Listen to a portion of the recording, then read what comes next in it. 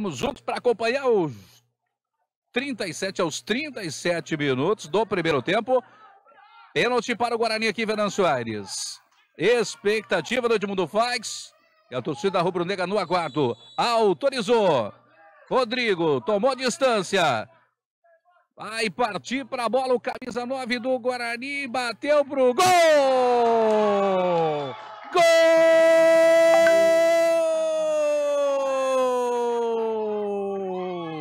Gol do Guarani, Rodrigo.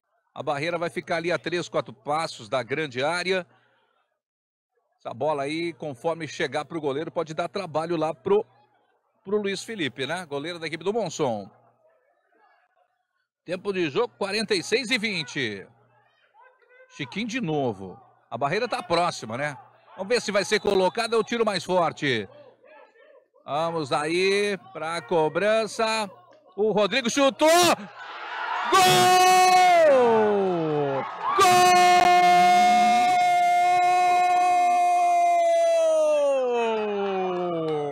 É do camisa 9. Bola jogada lá na frente, olha o perigo, olha a possibilidade de chute.